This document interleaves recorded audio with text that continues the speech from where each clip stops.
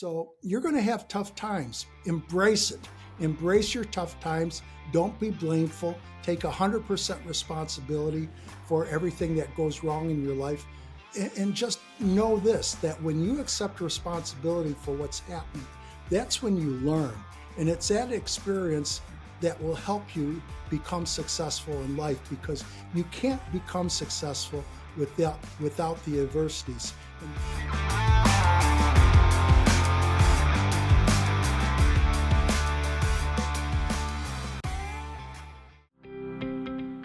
Need a partner who sees the big picture?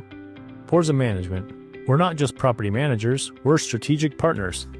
Navigating the complex world of commercial real estate can be daunting. That's where Forza Management comes in. Forza Management provides services in the mountain and desert states and covers all types of asset classes, including retail, industrial, and office. Our team of experts delivers exceptional property management services, namely property maintenance, lease administration, and annual CAM reconciliations. When looking at your next property, check out our website at forzacommercial.com. Forza Management, maximizing your investment and minimizing your stress. Great. Well, welcome back to the Dirt Dog Pod. Today's distinguished guest is none other than Dave Anderson, who is the Dave behind Famous Dave's Barbecue. Welcome to the pod, Dave.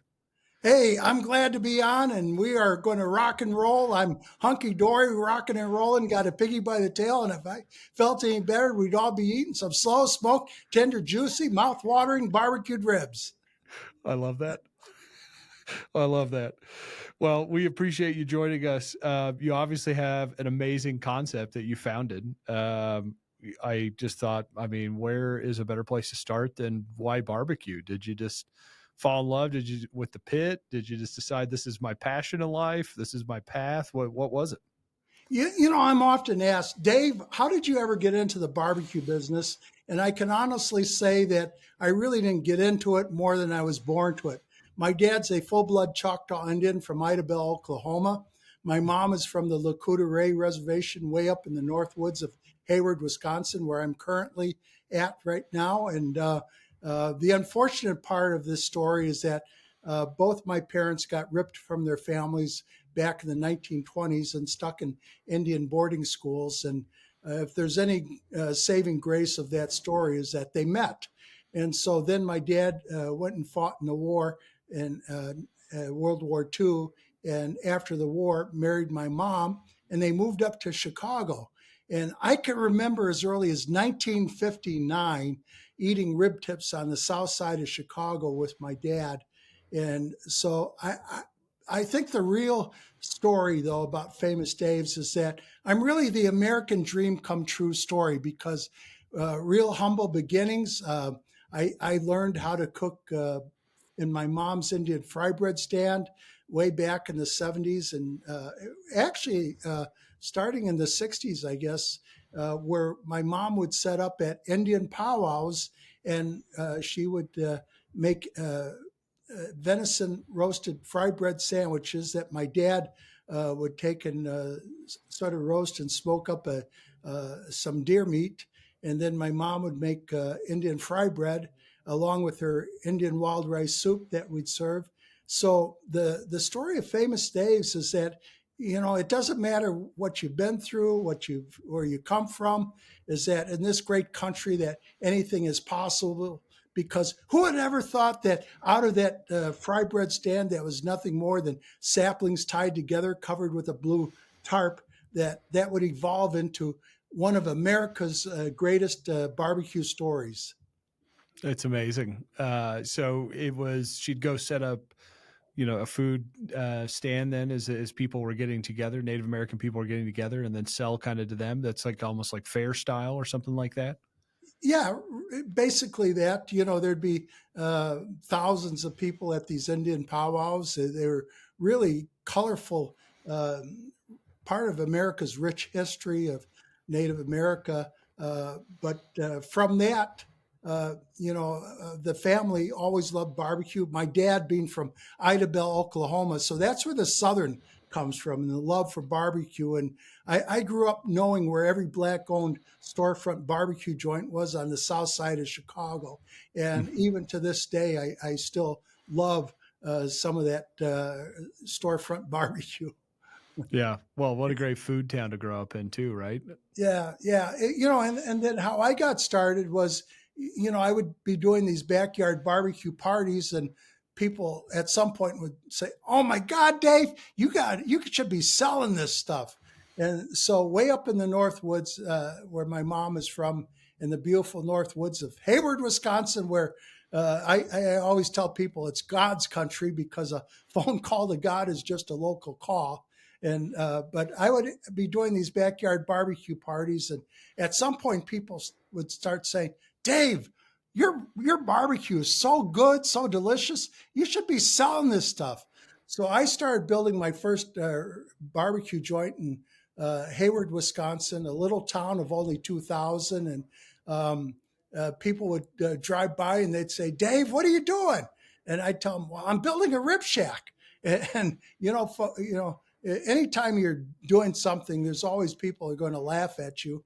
Mhm. And they did laugh because they said, "Are you crazy? Hayward, Wisconsin, way up here in the North Woods? Why, you should be going to Memphis or Kansas City, Nashville, someplace where people really love barbecue. But up here in the North Woods, there's only Swedes, Norwegians, and American Indians, and they don't have the first clue about barbecue. And besides, there's only 2,000 people in town."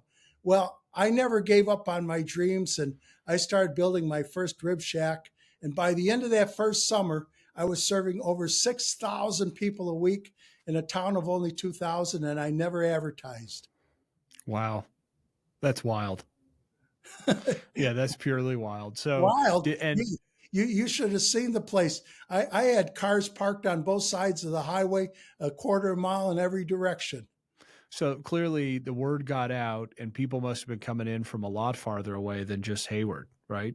Oh yeah, yeah. It always amazed me because I would be out in my restaurant, as they say, touching tables and visiting with the guests, and I can remember the first time that really struck me as, "Oh my God, what have I got here?"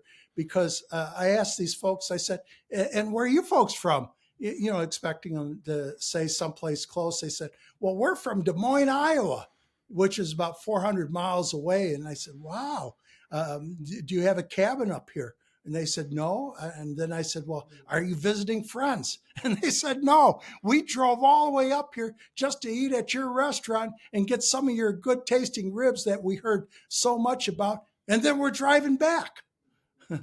So we, Crazy. we literally had folks driving hundreds of miles just to come to the original Famous Dave's. Did you call it Famous Dave's? Back in the beginning, no, it was actually called Diamond Dave's Barbecue, and then I got sued. We were only open about a couple of weeks, and I guess there was some Diamond Dave's in Iowa. They had Diamond Dave's Tacos or something like that, and I actually went down there. I was going to try and buy them out and get the name, and then I tasted his tacos, and I said, "Well, why don't you keep your tacos, and I'm going to go figure something else out." So interestingly, on the road to my barbecue joint, there's like Dave's Guns, Dave's Antiques, Dave's Boats. And so I was going to call myself Dave's Famous Barbecue Shack. And then when we got my business cards, the printer had screwed up, and I was so hot. I was really mad. And it said Famous Dave's Barbecue Shack. No. That's how the name came to be? Seriously. Oh, that's And wild. I was really hot under the collar. I was sort of pissed that the printer would screw my name up. But my wife said, "Dave, don't worry about it. We're about ready to open up. We'll just Oh. be Famous Dave's. Besides, we're way up here in the North Woods. Nobody's ever going to know." Because I was concerned that, there was like Famous Amos cookies. Mhm. So I said, "Okay, we're up here in North Woods. Nobody's ever going to know." And Well, who knew that we would be one of the top nationally recognized barbecue companies in America, if not the world. plenty of brands at some point face some kind of big challenge right out of the gate, right? But to have an attorney show up within the first 30 days and say, "Hey, this isn't going to work out. That name is not going to happen." That had to be a test of commitment and fortitude there. Well, I think you bring up something when you talk about adversities because, I'm often told, my God, Dave, everything you touch to turns to gold. I would just love to be in your shoes. And I laugh and I say, you have no idea what you just said. First of all, you don't want to work like I work. You don't want to have the problems that I've had in life.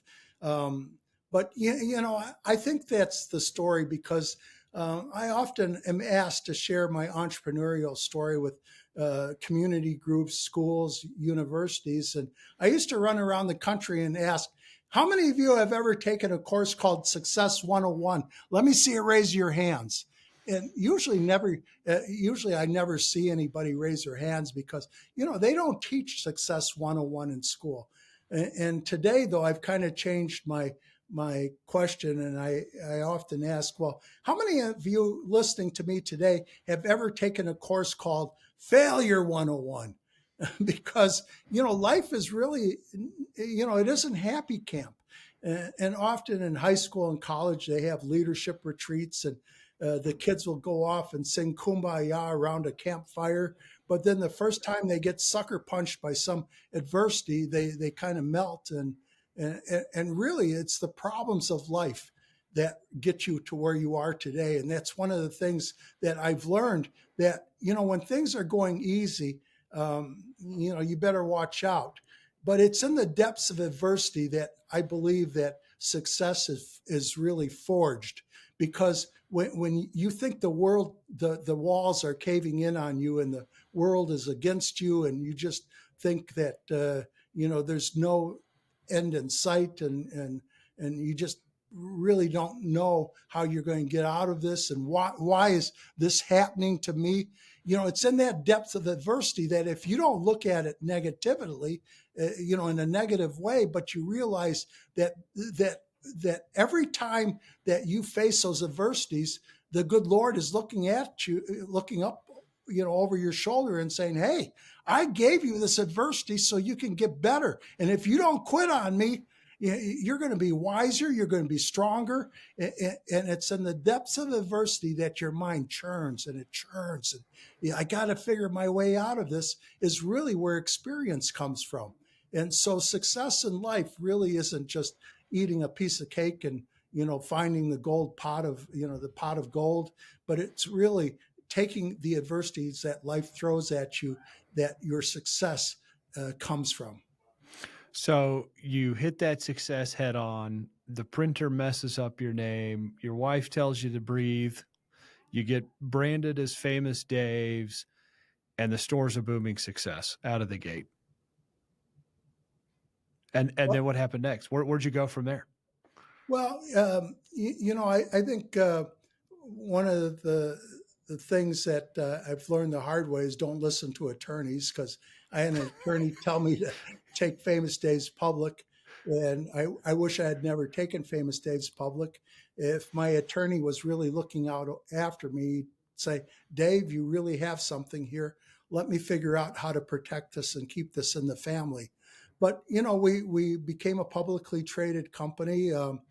And there's many lessons learned there. But I think the greater part of the story is that when I first started Famous Dave's, is that I had this idea that I wanted to figure out how I could become top of mind awareness in everybody's home. So right from the get-go, I had a little retail corner in my first Famous Dave's, and I was selling my barbecue sauces, my barbecue seasonings, my cookbooks, my T-shirts and caps. And I'm probably the only man alive. I'm probably the only restaurant, not Emeril Lagasse, Gordon Ramsay, or Guy Fieri, but this little native kid way up in the Northwoods of Wisconsin that ended up having most of his menu represented in almost every major grocery store in America, every big box retailer, including, there's no legendary landmark iconic restaurant, whether it's New York City, Chicago, San Francisco, any major city that has landmark restaurants. There's no restaurant in America that has more of their menu represented in a retail store like Famous Dave's. So today, I'm in 3,500 outlets with my barbecue sauces, my seasonings, my pickles revolutionized the whole pickle industry. Do you know there was no sweet, spicy pickles before Famous Dave's? And then my cornbread muffin mix is probably one of the most eaten cornbread in America. Uh, we just launched our barbecue meats, and I think we have something like close to 40 SKUs in a grocery store. And then we're in Target, Costco, Sam's Club, Walmart's. So it goes to show you that a lot of hard work up front, because what a lot of people may not realize is that I spent 20 years working on my recipes and trying to be in the best of the best. I just didn't want to be average Famous Dave's. I wanted to be the best of the best. Yeah, sure. So let's kind of rewind the clock back, right? You've got the one store open, and where you've gotten the brand is amazing, right? And I want to spend some more time talking about that. But before we do that, let's talk about that journey of going from one store to becoming a household name, right? To everybody knowing Famous Dave's by name. Where did you open store two? We opened the second store in Minneapolis because, interestingly, when I was in the first Famous Dave's, people literally would grab me by the shirt sleeve and poke their finger in my chest and say, "Mister, you got to open one of these rib joints in my town." So the closest major town to us was Minneapolis, 150 miles away. I found this little abandoned gas station, 2,900 square feet, 50. I gutted it, and at the most we had about 50 seats.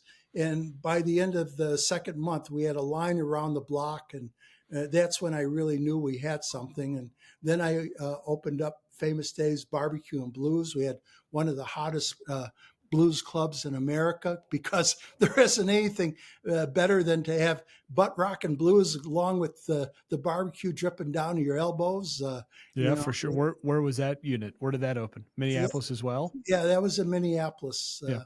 And then from there, we just the story of Famous Dave's is really remarkable. We just kind of exploded. John Menard, who has Menard's home building stores, actually had a cabin up here in Hayward, and he was the first one to want to put my barbecue sauces in his Menard's home building stores. So I'll always be grateful to John Menard. And then, I think one of the other interesting stories of Famous Dave's is I actually had Jimmy John's dad come and want to buy me out. And I really didn't want to sell at the time, but I spent a couple days at the feet of Jimmy John's dad, and he was sharing with me all of the business wisdoms and lessons that he learned that I guess he shared with his son, Jimmy John, that built, the one of the greatest sub restaurants in the world. And I learned a lot from him about how to build restaurants. And so I think the story of Famous Dave's and how we grew is that we just didn't want to be a restaurant, but I always looked at Famous Dave's as a lifestyle brand, because when you understand your business as a lifestyle brand, then you understand how to create something what I call an evergreen concept, something that will live on and on. And God forbid, if anything ever happened to the restaurants, all of the retail products will go on forever.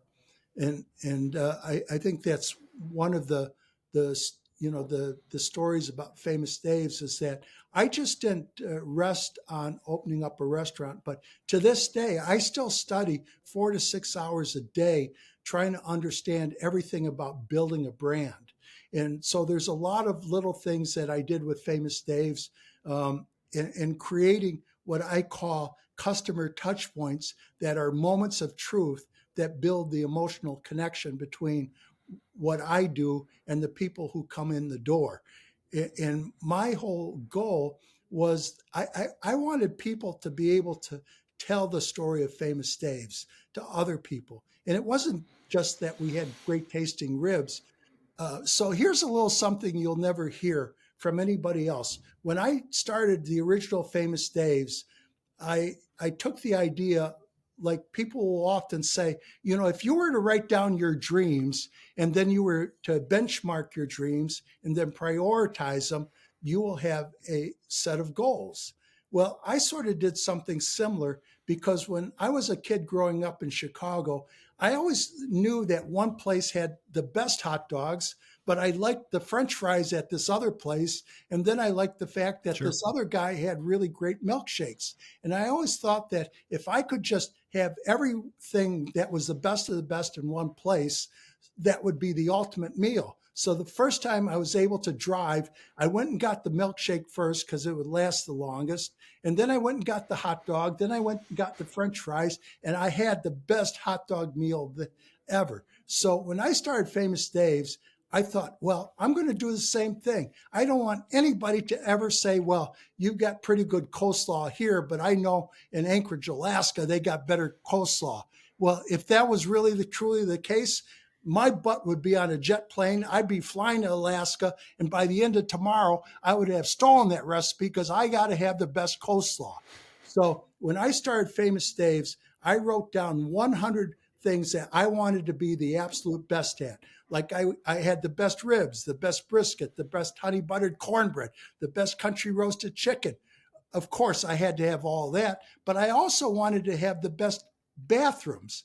And so I literally had the coolest, and I kind of coined it bathroom marketing, but I had the coolest ladies' bathroom in the world. My ladies' bathroom had hand-painted rose basins imported from Italy, set in marble. I had 24 karat gold plated waterfall faucets. I had angel hands coming out of the walls holding the wall sconces, and then iron filigree around the mirror. And I had the most beautiful, they were naked ladies, the art, but they were like beautifully done, like water nymphs and mermaids on the walls. And you could just tell. I always had like 50 ladies standing in line to my ladies' bathroom. And you could always tell the ones that had never been it before because they'd come running out. They'd run into the restaurant. They'd grab one of their friends and they'd say, Martha, Martha, you got to check out this bathroom. Yeah. So, it's funny because bathrooms in the last, I feel like 5 or 6 years have almost become like the Instagram, hotspot, right? That's where everybody wants to take a picture now. But you were an early pioneer into that world, for sure. I was. I think I coined the word bathroom marketing. Yes. The other thing is that like on the drive into the first Famous Dave's, I had hanging baskets on every tree. Now, a lot of people driving in may think, well, that's a beautiful thing. It makes the property look really nice. But that, to me, was a moment of truth. That was a customer touch point where I wanted the women to feel welcome, that they just weren't going to some man cave of barbecue. And then the other thing I did, like I had an American flag, and I didn't do that just because I am patriotic, which I am, but I subliminally, I wanted people to think that they were going to the America's All-American barbecue joint. And back then I had a big chainsaw carved bear that was standing out in front, and every family had to stop and take a picture with that bear. So even before social media even existed, I had people taking pictures of my rib joint, showing everybody that this was the coolest place in town. So there was a lot of things that I thought of that were on that best of the best list. Like I wanted to be the restaurant where everybody took their first date, or where they proposed. And you wouldn't believe how many people proposed, or guys proposed to their girlfriends to get married, and then they wanted to have their wedding party at Famous Dave's. And we have on the Famous Dave's website a list of all our awards, which I think there's no other restaurant in America that has close to 800 best of class awards. Everything from uh, best family restaurant, best menu, best takeout menu, the best place for a business dinner. These things were all part of that 100 best of the best places to 100 my best of the best list, 100 things, including I wanted to have the best music, and so I curated every single song, blues. Every song had a certain beats per minute, 108 beats to 117 or 16 beats per minute, What, because why was that the sweet spot? well, we have a resting heartbeat of 70. And subliminally, if I could get you sitting in your chair going like this, then I knew you were feeling good. And so I picked out all of these songs. There was 4 songs to a playlist, two sets to a rotation. 3 songs were 108 to 117 beats per minute. The 4th song came down to 108 to 112 beats per minute. You never had 2 instrumentals back to back. And then I curated every song, A, B, C, D, and I had like honky tonk blues, Chicago jump blues, boogie blues, and I really had a cool playlist because when you were in Famous Dave's, my whole goal was I wanted you to feel like you had the best time of your life. Amazing. At what point in time in your store growth did you guys decide to bring on franchisee operators? Almost from the beginning, we had a lot of people who were visiting Famous Dave's because, everybody was talking about it. And interestingly, the first franchisee was Willie Thiessen, who was the original founder of Godfather's Pizza. And he came, he said, Dave, I got to have one of these. This is the greatest concept. Barbecue is America's food. Barbecue is how we celebrate. This is a great concept. And so I think at the height, we had close to 200 Famous Daves around the country. And, there's a few other concepts. I think Dickey's actually has more, but we sell more tonnage of ribs than any other concept. In fact, at the height, I was buying something like 18 million pounds of ribs, to the point that Hormel actually built me my own rib cutting plant because I had the highest standards in the industry. Nobody had the highest standards for having the best ribs. In fact, when I was first going around to different meat packers and I would tell them how I wanted my ribs cut, a lot of them actually kicked me out the door. They said, hey, we don't need your business. Go down the road. No, nobody has ribs like that. Pigs don't grow that way. And it was only Hormel that said, Dave, we want to work with you. And they asked me, in fact, they will tell you for the first time in history, they actually packed up 2 Greyhound buses with union butchers, brought them up to Minneapolis so I could teach their union butchers how to cut ribs. Because when the Famous Dave's ribs, we actually got to a point where we knew who packed that box of ribs. There was a certain spec that had to be followed. And that was one of the hallmarks of Famous Dave's, is that we had the highest standards. My seasonings had to be freshly ground. And we had a certain company that ground our seasonings fresh from us. And even the company that made our barbecue sauce had no idea of what was in the seasoning mix that went into the barbecue sauce. I had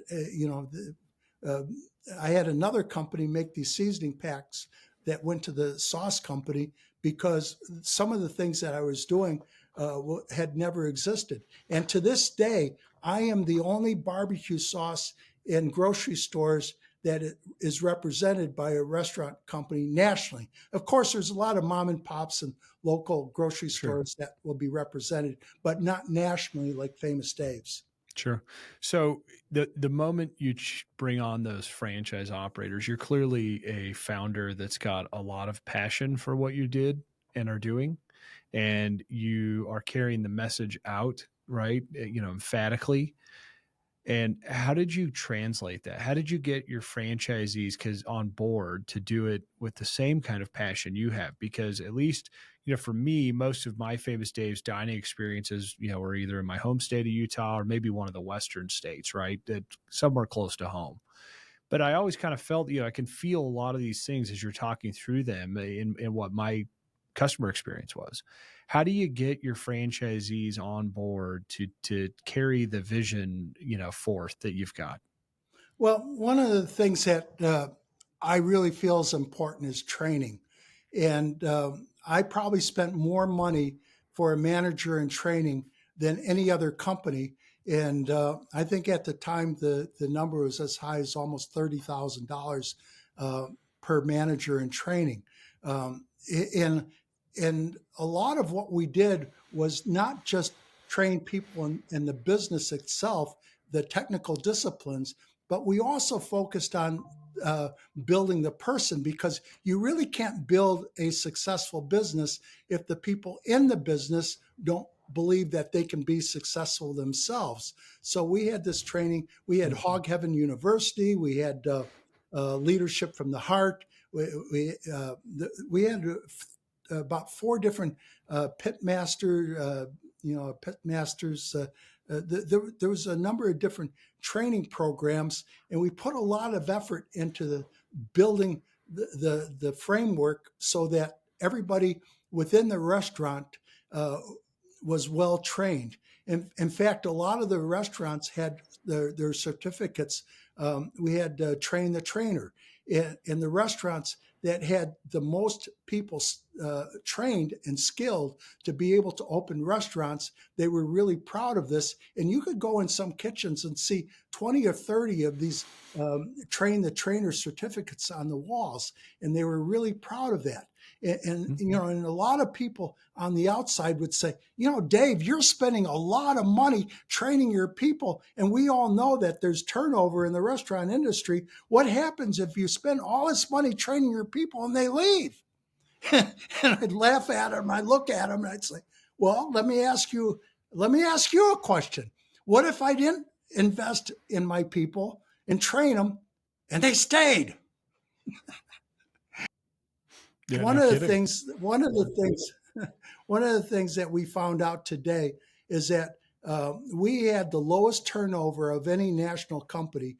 At one time, we had something like a 40% retention rate. And even today, I was just in Colorado Springs, where almost every key person in that restaurant has been there since the inception, 20 plus years That's they have wild. been with this one Famous Dave's. And today, a lot of the leadership within Famous Dave's has been there 20, almost 30 years, 28 years, 30 years. And one of the things I come to understand is that when you invest in your people, that there are things that they learn. They get the passion. It's like they drank the Kool-Aid. And so many of our Famous Dave's employees have Rich and Sassy in their veins. They eat, drink, and sleep Famous Dave's. But more than that, we encourage them to keep learning, read good books, and keep developing their people skills and the things that they've learned. They often come back and say, Dave, what I learned here at Famous Days really made a difference in my family's life, because my kids today have done some amazing things. One of the things that we learned is that everybody, no matter where you come from, what you've been through, everybody has a dream within them that could change the course of mankind. And all they need to do is unleash it. And that's one of the things that we do. We spend a lot of time developing people so that they can realize their own dreams. Just like, I was the dumbest kid in class. I had a 1.98 grade average in high school. I never thought I could succeed, but I had an opportunity to meet Zig Ziglar, one of America's premier personal development Mhm. trainers. I started reading his books. I've read Think and Grow Rich by Napoleon Hill. Og Mandino wrote The World's Greatest Salesman.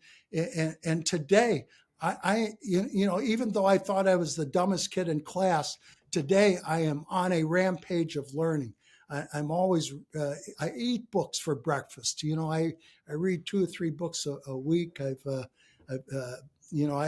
never looked at my car as transportation. I look at my car as my university on wheels.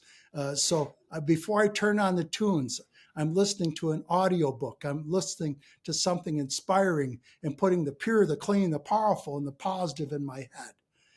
And I think because of that, even though I thought I would never succeed in life, that I have accomplished some amazing things. I've had a presidential appointment. I've been an Olympic torch carrier. I'm in the Entrepreneurs Hall of Fame, the Junior Achievement Hall of Fame, I forget all of them, the Minnesota Blues Music Hall of Fame, the National Native American Hall of Fame, the National Barbecue Hall of Fame. I can't forget that one. Who'd ever Amazing. thought some Yeah. dumb Indian kid growing up in the streets of Chicago? Well, I think that, maybe one of the most inspiring parts of doing these podcasts for me is talking with entrepreneurs like yourself. And, some of those that have started more recently also started their concepts more or less in a parking lot, right? We had the Dave's Hot Chicken, head of real estate on a few months ago. And we've had Hangry Joe's on here. We've had Lane's. Just, it's so amazing to me. A lot of these concepts that have come from very humble beginnings and they grow just into wildly successful operations. And it's amazing. And I think it's an unfair opportunity for me to spend, an hour with someone like you, and I leave here and I'm on top of the world. Right. And I feel like I could go do anything, after talking to someone like you. Well, we can, and I think that's why I do these podcasts. I think my high school teachers would be rolling in their grave because I had a 1.98 grade average, which I shared. I have ADHD. I'm a mess. Fortunately, I have a wonderful wife who's never judged me. She's always been supportive of me. But it just goes to show that anybody, like I have said earlier, it doesn't matter where you come from, doesn't matter what you've been through, is that if you never, ever give up, that we live in such a great country that anything is possible. And adversities, all adversities are opportunities. And one of my mottos is I do what others will not do. Go after the adversities, go after the problems, because that's where the real opportunities are in life. Instead, a lot of people, they run away from life's problems, and you'll hear them say things like, well, don't talk to me, that's Joe's problem. When really, somebody should be raising their hand and saying, hey, I understand you're having a tough time. Let me have that problem. I'll handle it for you. That's what we need today. Instead, everybody wants to point fingers. They want to say, well, if I had married somebody differently, or if I had a different job, if we had a different president. But what they don't do is say, hey, let me take that problem. Let me figure it out, because that's where all of life's opportunities are. It's being able to take on the problems of other people, the adversities, and turn them around into life's greatest opportunities. What do you think was the single greatest challenge that you faced as you started opening, especially kind of in that heavier store count growth phase, call it from 50 up to 200 or whatever? What were some of the challenges that you were hitting at that point as you were scaling quickly? Well, I think just what you said, scaling too quickly. Like I said earlier, I wish I'd never taken the company public, because one of the things they do is they bring on what they call Wall Street savvy board of directors. And these Wall Street savvy guys start running the business by the quarterly earnings statement, rather than taking your time and growing the business and letting people get their famous Dave's legs underneath them. So I would say growing too fast was a problem, because we were trying to always exceed the quarterly earnings statements, because in a publicly traded company, if you miss the quarterly earnings statement by just a half a cent, they could tank the whole stock. And really, I don't run a business by the stock. I run it by our guests and the good time that they're having, the great food that they're enjoying. Those are more important than anything else. So I think growing too fast, you have to grow at a rate where the people who make your business, I've always said that the people who are more important in any business are the ones who are belly to belly with the guest, not the people who are in the corporate office, but the people who are out there in the restaurants meeting and greeting people. Those are the most important people in any business. So I would say uh, grow your people, grow appropriately, um, uh, and you will have tough times. I think one of the hardest things was we opened a restaurant up where it shouldn't have been opened, and we had to close it. And boy, that just tore my heart apart. We had to let people go. I couldn't believe that I failed, but we learned a lot from that. And today I'm a lot smarter in how we open restaurants. I have a number of different. I have a farm pizza and winery up in Hayward. Uh, my son has Old Southern Barbecue, which is doing phenomenal. They are now, Old Southern is in U.S. Bank Stadium. The Minnesota Vikings wanted his barbecue so much that they wanted him in for the Vikings games at the U.S. Bank Stadium. So I think some of the lessons that I've learned are really great lessons that have helped me succeed in other areas. So you've probably eaten every piece of barbecue under the sun many times. It was just Father's Day. What's your go-to? What's your go-to if you're walking into a Famous Dave's, or if you're making something at home on, in your smoker? What are you doing right now? Do you have kids, Chris? I have 5. So which is your favorite kid? Oh gosh. Yeah, there you go. Good point. All right. That's a great response. That's Yeah, like asking me, Chris, as you well know, one of them is better one day, and that's right. and then on another day you love the other one up. That's the same way with me because I'm often asked that same question. Well, what's your favorite barbecue? Is it ribs? Is it chicken? Is it pork? What is it?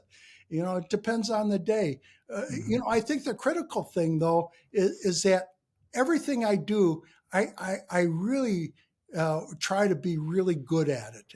And I would just say this is that I have been in thousands, literally. I started visiting barbecue restaurants when I was a teenager. I'm 72, so I literally have been in. I figured one time it was somewhere between 2,500 and 3,000 barbecue restaurants because I literally would fly into a city. I'd hit 10 restaurants a night. I'd order Yeah. everything off the menu. I'd take pictures. I'd steal the menu. And, I'm very open that God changed my life. And I know at some point I'll be up at the pearly gates. And I think St. Peter's going to call me over and say, Anderson, we want to talk to you. By all rights, you should just kind of skip right into heaven. But we want to talk to you about all those menus you stole. but That's you funny. know, the one thing that I'll say is that I've had people say, "Well, how can you eat somebody else's barbecue?" It's because barbecue is America's food, and there are so many people that have their own interpretation of what good barbecue is.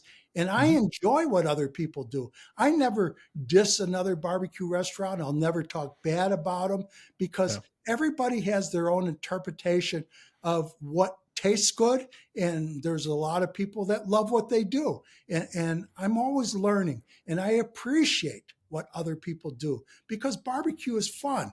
It isn't just a way of cooking, but it really is a lifestyle. It's really the camaraderie that we have with friends and family around a roaring fire and there's meat on it. Because I often say that I think there's something about barbecue that brings out the primal instincts. There's something, it brings out your inner caveman because there's something primal about chewing smoky charred meat off a bone. And cooking over a fire, I would Yeah, add yeah, too, right? Yeah. Yeah, especially, I mean, good night. So many of these municipalities that we work with these days have made us go to electric equipment in all these buildings, and just kind of something nice about cooking something over a fire, isn't there? Oh, you know, I like I said, I think that's your primal instincts. You know, that's going back to the cavemen sitting around a fire, and they got some mastodon or uh, T Rex over the fire. uh, but you know, it's how we have a good time. You know, if you want to have a good time with family and friends, you always say, "Hey, why don't you come over to my place? And this Friday we will have a backyard barbecue." Yeah. You know, I think different parts of the country, out east, you know, they have mutton. If you go down to Texas, you have the big mesquite pits, and they can really do some amazing stuff with briskets. You go up into the Northwest, you got smoked salmon, and you know they're using different types of berries to make barbecue sauces. In the Midwest, you got a lot of your brown sugar and molasses type barbecue sauces. In the Carolinas, you might have a vinegary based barbecue sauce. Down towards Florida, you start getting into mustard based sauces. And everybody can do some really cool stuff that's really mouth-watering, tasty. So I enjoy what other people do when it comes to barbecue. So with 200 stores at the peak open, you've obviously been a guy that's stood on site evaluating a new potential restaurant a handful of times, a couple hundred times, right? How do you decide if this location at, intersection A or shopping center B is going to be better? What goes into that decision making process for you? Well, today it's gotten pretty scientific. You know, we have all sorts of access to data on demographics, and you know, it's amazing what they can figure out. You know, they there's you know, before even AI existed, they could pretty much tell you uh, who who lives in the area, what they're going to buy, you know, just because of where they shop, how they shop. So that's really important. And at one time, because you know, Famous Dave's did start off in a rural area, I was almost believing that we could put Famous Dave's anywhere and people would find us. Well, we kind of learned the hard way that you can't beat being on First and Main and being in a good location. So, um, uh, you know, I think today you always want to be in the hottest spot. You can't, you know, they always say location, location. There's a lot of truth to that. But we have pretty sophisticated ways today of knowing exactly where we should go. And we made all the mistakes back in the early days. You know, back in the day, one of our CEOs had a chance to buy out some. I think it was the Red River Grills in the Washington D.C. area, and they were really dying. And we took them over, and almost immediately we jumped, and we were doing phenomenal business. So this CEO thought that he found the holy grail to opening up Famous Dave's in failed restaurants. So we went to Dallas, Atlantic City, and Chicago, and we opened up a whole bunch of restaurants and on Second and Third Street, and failed restaurants, and he thought if they failed even more, the better for us. Well, we ended up closing all the restaurants in Atlanta, in Dallas, and we probably should have closed all the restaurants in Chicago. So we had our learning lessons. We learned the hard way that you just can't beat being in a good location. That's interesting too. If you think about barbecue, there's usually not as many barbecue restaurants in any city you go to in America. I mean, there's just usually not as many. I mean, there's usually multiple burger options, multiple steakhouses, etc., but not usually a whole bunch of barbecue joints. And so it's interesting to hear you say that because, a lot of the time I think that they're not at Main and Main. So just back to those fundamentals, putting it in the right spot. Well, and I think that the landscape has changed too, because when we started in 1994, we almost the next year we went to Minneapolis and opened number two. And when people found out that we were going to Minneapolis, they would say, there's three really well-known barbecue joints. Three, remind you, three. And it was Market Barbecue, Rudolph's, and Ted Cook's, a black-owned storefront barbecue joint. And the others were a little bit more fancier casual dining barbecue joints with really good followings. And they said, Dave, if you go into Minneapolis, you're going to put those people out of business. And I said, I hope not, because I enjoy going to them. And one of them has since closed, not because of Famous Dave's, just because the owner had passed on and they never really carried on the legacy of the owner. But today, I think Famous Dave's, the success of Famous Dave's all over America has opened many doors for a lot of mom and pops to develop their own barbecue concepts, because in Minneapolis today, I would say there's close to 70 barbecue joints in Minneapolis compared to the three. So I always say that we don't put anybody out of business more than what we've done is, they say when one ship rises, though, all the ships rise in the ocean. So we've helped expand the whole industry. I think we've opened the door for many what I call weekend barbecue warriors who have their own take on what good barbecue should be, and it's been a really fun. Today it's America's food. It really is. Yeah. Love that. We have a lot of younger people that are newer to the business that listen to these podcasts. If you were sitting there and you were given some instructions to, 20 to 30-year-old Dave, what would you say to him right now? I would say, first of all, don't give up on your dreams. Go after it. A lot is said sometimes that, this person failed. Don't be afraid of that, because it's in the depths of adversity that your mind churns, and that's how you figure things out. So you're going to have tough times. Embrace it. Embrace your tough times. Don't be blameful. Take 100% responsibility for everything that goes wrong in your life. And just know this, that when you accept responsibility for what's happening, that's when you learn. And it's that experience that will help you become successful in life, because you can't become successful without the adversities. And those who last are the ones that really, the opportunities will come to you. One of the things I share to every group of people that I have the opportunity to talk to, I always say that there's three things that I've learned the hard way in life. That number one, life is about change, life is about lifelong learning, and life is problems.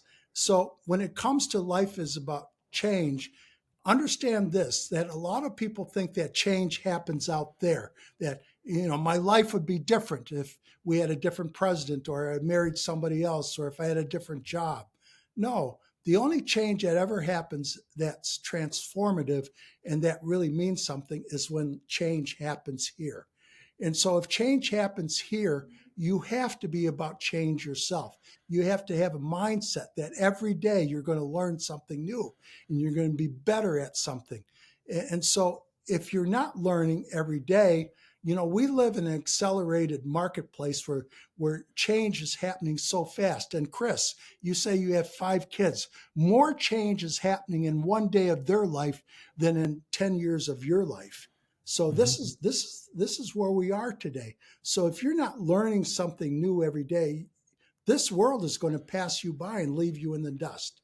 So every day you've got to be figuring out something new. You have to be learning something new, but you have to be willing to accept change and accept that, it isn't out there that change happens, but it's got to be happening within your own life. And then again, like I've always, this whole podcast really has been, how do you deal with the adversities of life?